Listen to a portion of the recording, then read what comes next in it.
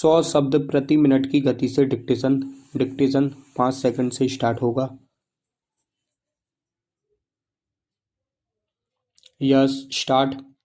अध्यक्ष महोदय, आज देश में कानून और व्यवस्था की स्थिति पर चारों ओर गहरी चिंता उत्पन्न हो रही है। बहुत से माननीय सदस्यों ने इसके बारे में अपने विचार प्रकट किए हैं। मैं यह मानता हूं कि कुछ समय से देश में अपराधों की संख्या में वृद्धि हुई है। इस स्थिति को लेकर कभी सरकार को जिम्मेदार बताया जाता है तो कभी पुलिस की आलोचना की जाती है। इसके संबंध में मेरे विचार कुछ अलग हैं। कानून और व्यवस्था का काम सरकार का तो है ही, लेकिन इस मामले में समाज की जिम्मेदारी कुछ कम नहीं है। आज़ादी के बाद सरकार के ऊपर बहुत सारी जिम्मेदारियां आ गई हैं। साथ ही बहुत से काम को जो समाज को करने चाहिए वे भी आज सरकार को करने पड़ रहे हैं।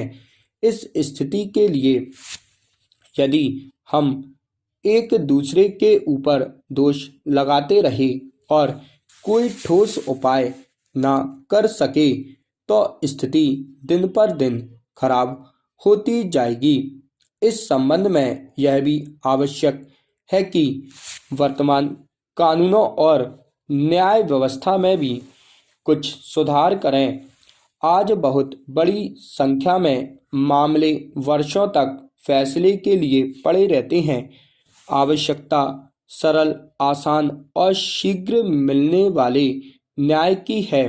आज़ादी के बाद सरकार ने कुछ वर्षों तक तो ग्राम पंचायतों को काफ़ी प्रोत्साहन दिया, लेकिन ग्राम पंचायतें समाज की आशाओं को पूरा करने में सफल सिद्ध नहीं हो सकी हैं।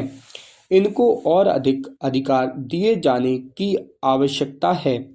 समाज यदि चाहे तो अपराधी लोगों पर काबू पाया जा सकता है। समाज को देखकर ही अपराधी लोगों को प्रोत्साहन मिलता है। यह सही है। औद्योगिकरण के जहां अनेक लाभ हैं, वहां कुछ हानियां भी हैं। औद्योगिकरण की गति तेज होने के कारण भी अपराध बढ़ते हैं। अधिकतर अपराध धन के लालच में किए जाते हैं। यह एक ऐसी समस्या है जिसका समाधान आसानी से नहीं हो सकता है। सरकार ने छोटे उद्योग धंधों को बढ़ावा देने की जो बात कही है वह बहुत महत्वपूर्ण है। इससे बड़ा लाभ तो यह होगा कि आज गांव के लोग जो शहरों की ओर भाग रहे हैं उनको गांव में ही रोजगार सुलभ हो जाएगा।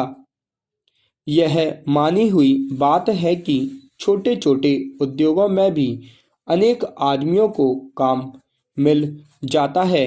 जैसे मान लें कि किसी गांव में कोई छोटा सा कारखाना लगाया जाए तो उस कारखाने को चलाने के लिए कुछ आदमियों की ज़रूरत होती है। कुछ आदमियों की ज़रूरत कच्चे माल को लाने और बने हुए माल को बेचने के लिए ले जाने के लिए होगी, और इस प्रकार कई लोगों को काम मिल जाएगा। हम उन अनेक ईमानदार और बुराइयों से भी बच जाएंगे जो बड़े उद्योगों से जुड़ी हुई हैं।